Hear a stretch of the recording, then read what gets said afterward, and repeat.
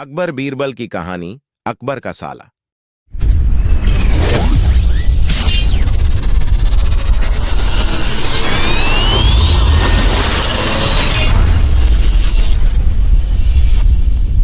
अकबर का साला हमेशा से ही बीरबल की जगह लेना चाहता था।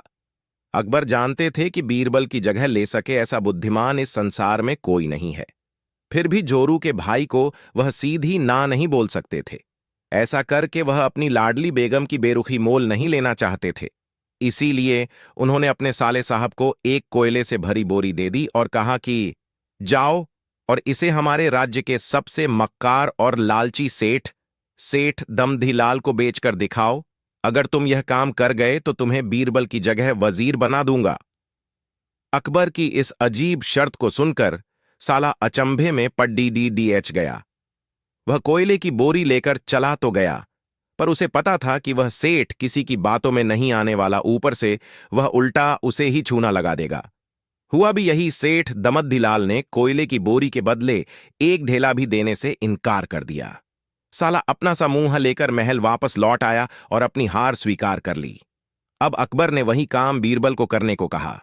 बीरबल कुछ सोचे और फिर बोले कि सेठ दमदहीलाल जैसे मक्कार और लालची सेठ को यह कोयले की बोरी, क्या मैं सिर्फ कोयले का एक टुकड़ा ही 10,000 रुपये में बेच आऊंगा। यह बोलकर वह तुरंत वहां से रवाना हो गए।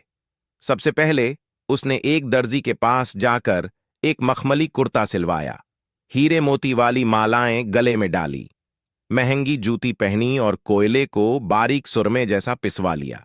फिर उसने पिसे कोयले को एक सुरमे की छोटी चमकदार डिब्बी में भर लिया।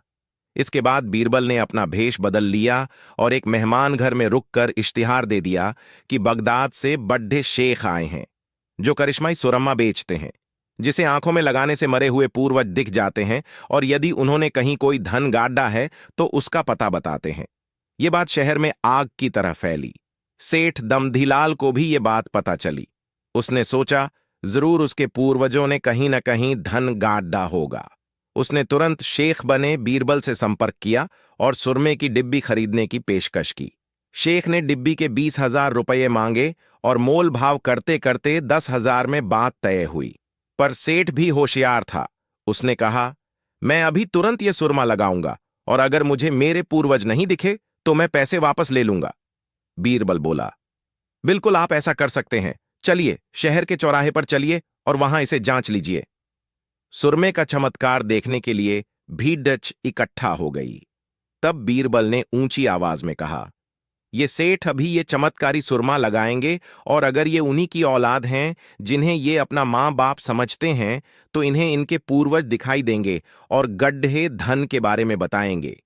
लेकिन अगर आपके मां बाप में से किसी ने भी बेईमानी की होगी और आप उनकी असल औलाद नहीं होंगे तो आपको कुछ भी नहीं दिखेगा। और ऐसा कहते ही बीरबल ने सेठ की आंखों में सुरमा लगा दिया। फिर क्या था, सिर खुजाते हुए सेठ ने आंखें खोली। अब दिखना तो कुछ था नहीं, पर सेठ करे भी तो क्या करे। अपनी इज्जत बचाने के लिए सेठ ने 10,000 बीरबल के हाथ थमा दिए और मुंह फुलाते हुए आगे बढ़ गए।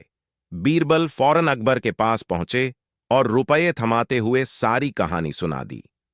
अकबर का साला बिना कुछ कहे अपने घर लौट गया और अकबर बीरबल एक दूसरे को देखकर मंद मंद मुस्काने लगे। इस किस्से के बाद फिर कभी अकबर के साले ने बीरबल का स्थान नहीं मांगा। आपको यह कहानी पसंद आई या नहीं, कमेंट में जरूर बताएं और चैनल को जरूर सब्सक्राइब करें। ऐसे ही वीडियो हम आपके लिए लेकर आते रहेंगे।